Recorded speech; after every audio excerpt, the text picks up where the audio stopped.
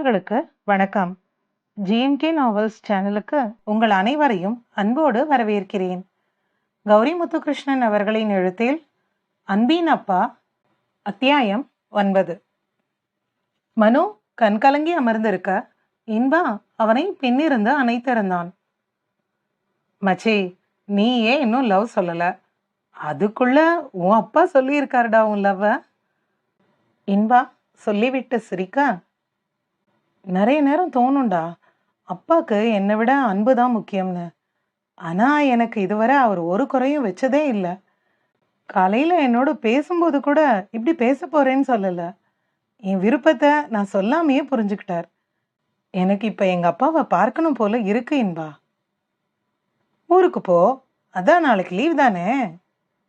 இன்பா கேட்க, போலாம்டா, லெட்டர் எழுதுறியா? நான் பேக் பண்ணுறேன். மனோ துணிகளை எடுத்து வைக்க இன்பா ஒரு கடிதத்தை மட்டும் எழுதி நீட்ட, நீ வரலையா இன்பா? அன்பை எப்படி பார்ப்பேன் மனோ?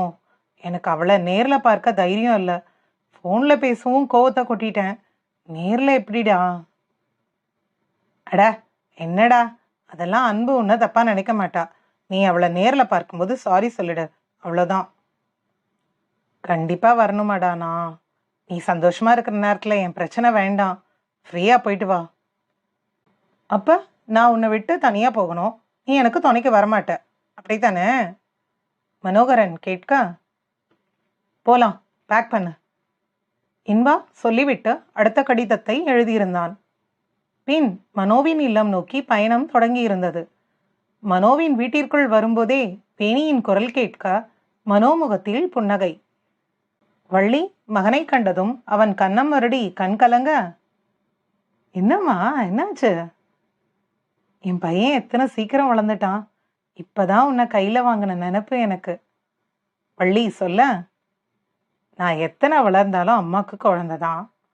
மனோ அவரின் தோளோடு அணைத்து சொல்ல, உங்களுக்கு என்னை விட இவனை தான் பிடிக்கும்னு சொன்னா 2 பேரும் எனக்கு ஒண்ணுதான் சொல்வீங்கல்ல.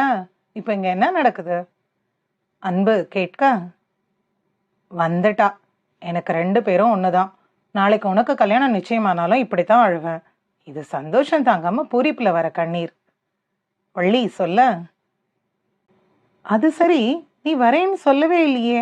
ஒருவேளை நீ வந்தது தெரிஞ்சு கிளம்பி வந்தியோ? அன்பு கேட்க, அப்பாவை பார்க்கணும் போல இருந்துச்சு, வந்தேன்.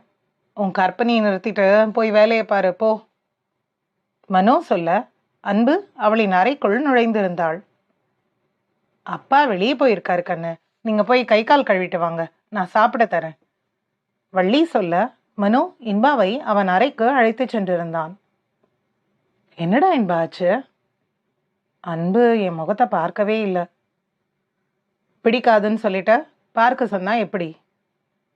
புரியுது, என்னை விடு, நீ போய் வேணி கூட பேசிட்டு வா. இன்பா சொல்ல, நானா? அதுவும் வீட்டில் வச்சு? மாட்டேன்பா. டேய், என் தங்கச்சி தாண்டா உன் வருங்கால பொண்டாட்டி. உங்க அப்பா நிச்சயமே பேசிட்டு வந்துட்டாரு, நீ என்னவோ இப்படி தாயங்கிற? போய் நேரில் உன் காதலை சொல்லு. இந்த மாதிரி வாய்ப்பெல்லாம் மறுபடியும் அமையாது. வெளியில ரோட்ல நின்னெல்லாம் பேச முடியாது. கல்யாணம் வர பேசவும் கூடாது, அதான் சரி. போய் பேசு. சரிடா, நீயும் வா. நான் எதுக்குடா எருமை உன்னோட? இன்பா கேட்க, துணைக்கு வாடா. அன்பு ரூம் உள்ள நுழைய ஏதாவது காரணம் வேணும்ல. நீ அன்பு கிட்ட சாரி சொல்ற மாதிரி வெளியே கூப்பிட்டு போயிட்டா நான் வேணி கூட பேசிடுவேன். மனோ சொல்ல இன்பா அவனை முறைக்க, எனக்காக உதவி செய்டா ப்ளீஸ். மனோ முகத்தை சுருக்க இன்பா சரி என தலையாட்டி இருந்தான். மனோ முன்னே செல்ல இன்பா பின்னே செல்ல என அன்பின் அறைக்கு வந்திருந்தனர். நாங்களோ உள்ள வரலாமா? இன்பா கேட்க அன்பு அவர்களை உள்ளே அழைத்திருந்தாள். தங்கச்சி, என்னோட வாழ்த்துக்கள். எனக்கு மனோ மனசு என்னன்னு தெரியும், உன்னோட விருப்பம் என்னம்மா? இன்பா கேட்க வேணி தலையை கூட நிமிராது அமர்ந்திருந்தாள். இன்பா மெல்ல அன்பின் தோளை தொட்டு தலையசைக்க அன்பு புருவம் சுருக்க வா என்று இன்பா சைகை செய்ய சட்டென புரிந்து கொண்டவள் அறையை விட்டு வெளியே செல்ல மனோ அவள் அருகில் சென்று நின்றிருந்தான். பதில் சொல்லு வேணி, உனக்கும் சம்மதம் தானே? எனக்கு சம்மதம் இல்லைன்னு சொன்னா என்ன செய்வீங்க? சம்மதம் சொல்ற வரை காத்திருப்பேன். மனோ சொல்ல, மாதவன் மாமாக்கே என் மனசு புரிஞ்சிருக்கும்போது உங்களுக்கு புரியலையா? என்ன சொல்ற வேணி, புரியல. சரியான மக்கு மாமா நீங்க. மாதவன் மாமா என் பையனுக்கு விருப்பம், சம்மதம் பேசுவோம்னு சொல்லி ஒன்றும் பேசல. 2 பேருக்கும் விருப்பம் இருக்கு, வேணி என் வீட்டு மருமகள்னு சொல்லித்தான் சம்மதம் பேசினார்.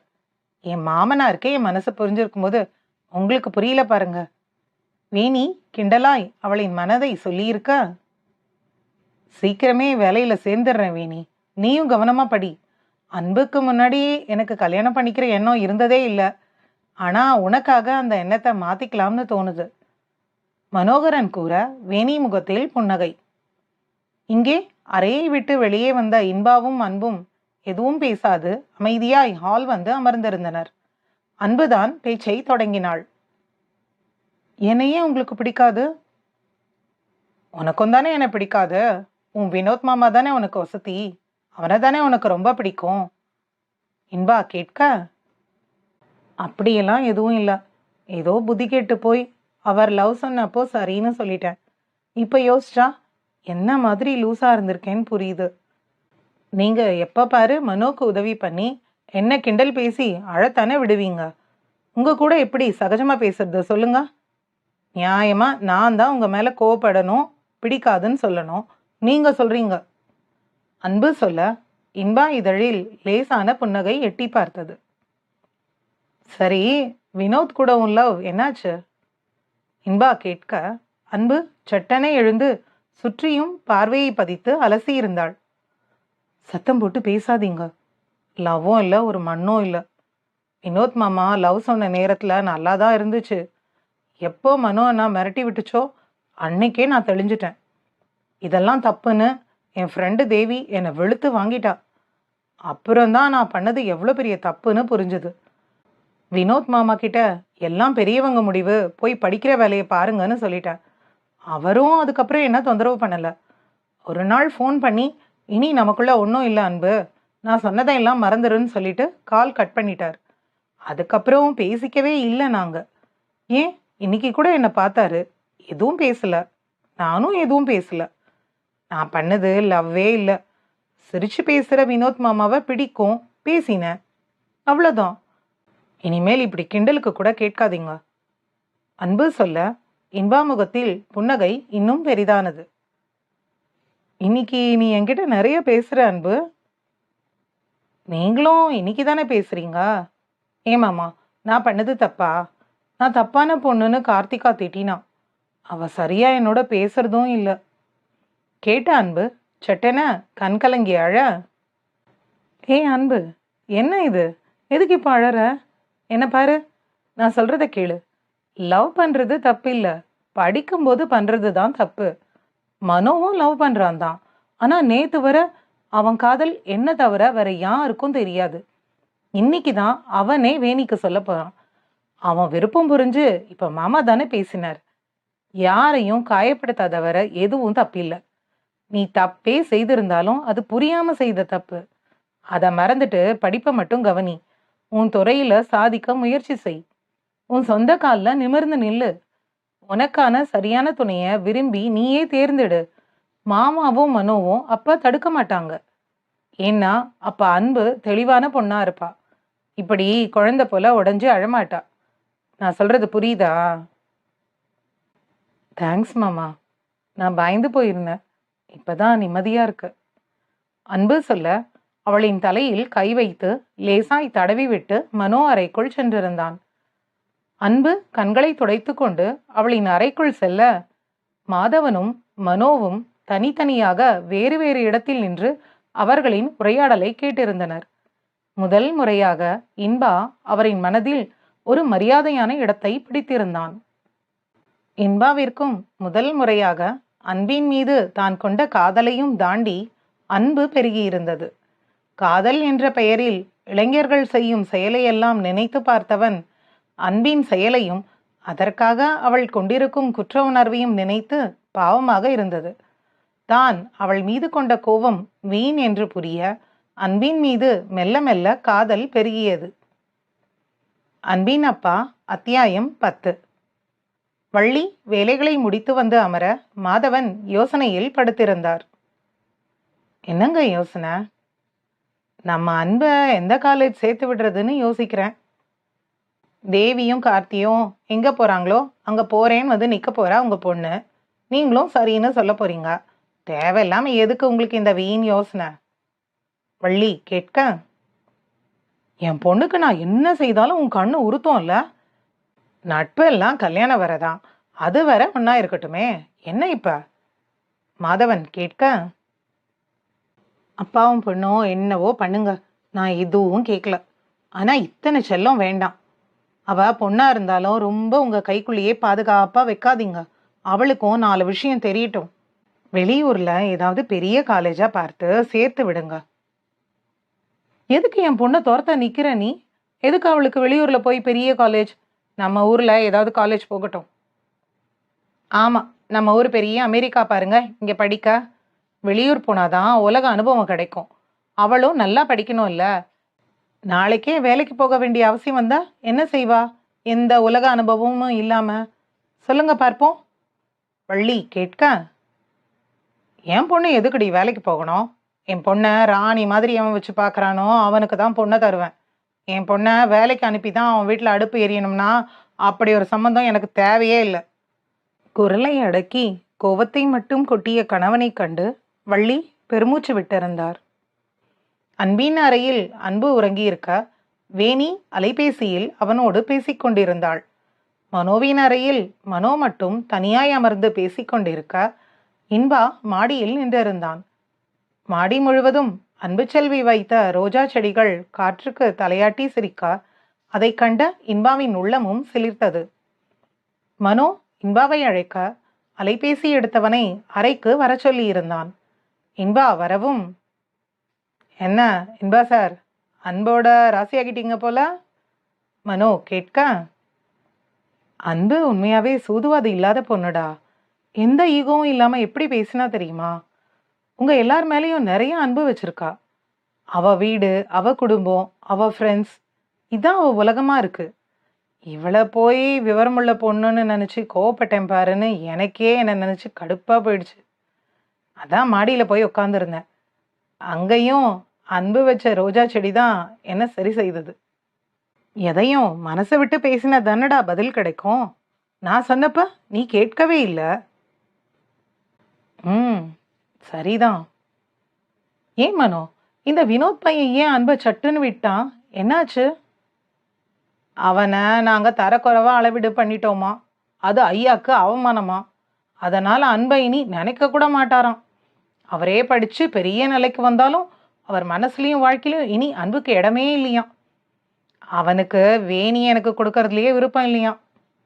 மனோ சொல்ல இன்பச்செழியன் அவன் நெற்றியில் அவனே அடித்து கொண்டான். டேய், என்னடா இவன் இப்படி யோசிச்சிருக்கான்? உங்க அப்பா மனநிலையை எடுத்து சொன்னது எதுக்கு? இவன் நல்லா படிச்சு அவன் தகுதியை வளர்த்துட்டு வருவான்னு பார்த்தா இவன் நம்ம பெரிய கௌரவ கதை பேசுறான். இன்பா கேட்க, விடுடா, என்ன பண்ணாலும் நான் தான் அவன் மாமா, அவன் தான் என் மச்சான். அவன் முதல்ல அவன் படிப்பை முடிக்கட்டும், நான் பேசிக்கிறேன். என்னவோ, என்னால உங்களுக்குள்ள எதுவும் மனசங்கடம் வராம இருந்தா சரி. இன்பா சொல்ல, அதை விட நீ எப்போ உன் காதல சொல்ல போற? அன்பு என் மனைவியானா அப்போ சொல்வேன். டேய் இன்பா, எனக்கு தெரியல மனோ, எனக்கு அன்பையும் உன்னையும் ரொம்ப பிடிக்கும். நீங்க என்கிட்ட காட்டுற இந்த அன்பே நிறைவா இருக்கு. இப்போதைக்கு இது போதும். அன்பு படிக்கணும், அவ சொந்த சம்பாத்தியத்துல சுயமா நிக்கணும், அதுக்கப்புறம் பார்ப்போம் மீதிய. அன்பு பயந்து போயிருக்கா. இப்ப போய் எதையும் சொல்லி அவளை குழப்ப நான் தயாரா இல்ல. இன்பா சொல்ல மனோ நண்பனை தோளோடு சேர்த்து அணைத்திருந்தான். பின்வந்த நாட்கள் எல்லாம் அவர்களின் இறுதியாண்டு படிப்பே முழுங்கிவிட அன்பும் நகரின் பெரிய கல்லூரியில் பயோடெக்னாலஜி முதல் வருடத்தை முடித்திருந்தாள். அவளின் தோழிகள் இருவரும் அரசு கல்லூரியை தேர்ந்தெடுக்க வள்ளி இம்முறை மகளை அதட்டி நகரின் புகழ்பெற்ற கல்லூரியில் அவளை சேர்த்திருந்தார். முதலில் கலங்கி நின்றவள் மெல்ல இயல்பாகி இருந்தாள். அங்கே மதி, கிஷோர், குணா, ஸ்ரீபிரியா என புது நட்புகள் கிடைக்க அவளும் அங்கே பொருந்தி போயிருந்தாள். மாதவன் அன்பின் நட்புகளை தன் பிள்ளைகளைப் போலவே பார்க்க அவர்களின் பெற்றோர்களும் அன்பை அவர்களின் வீட்டு பெண்ணாகத்தான் பார்த்தனர். வள்ளி செய்யும் சப்பாத்தியும் உருளைக்கிழங்கு பொரியல் என்றால் நண்பர் கூட்டம் மொத்த பேருக்கும் அலாதி பிரியம். அன்பு எப்போது எடுத்து சென்றாலும் அவளுக்கே கிடைக்காது. எந்த கள்ளமும் கபடமும் இல்லாது அன்பாய் நட்பாய் பழகும் அவர்களின் நட்பை கண்டு மனோவுக்கு கூட சிறிது பொறாமை எட்டி பார்த்தது. மாதவன் அவரின் பால் பண்ணையை இன்னும் பெரிதாய் மாற்றியிருந்தார். பால் நிறுவனங்களுக்கு பால் கொடுக்க தொடங்கியிருக்க வசதிகளும் வீட்டில் நிறைய தொடங்கியிருந்தது. சொந்தமாய் ஒரு கார் வாங்கி அதில் மகளைத்தான் முதலில் அழைத்து சென்று மகிழ்ந்திருந்தார்.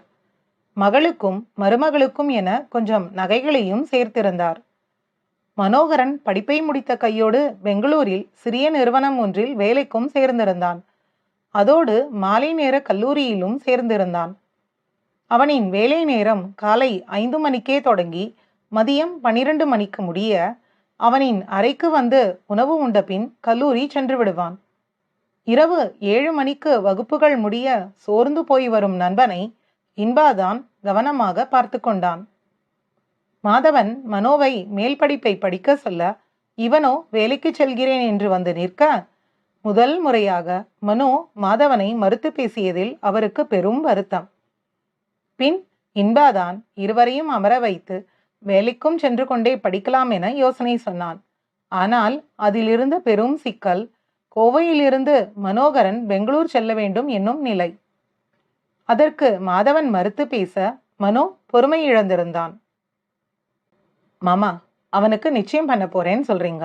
நாளைக்கு அவன் சபையில வந்து நிற்கும்போது மாப்பிள்ளை இன்னும் படிக்கிறாருன்னு சொன்னா எப்படி இருக்கும் யோசிங்க.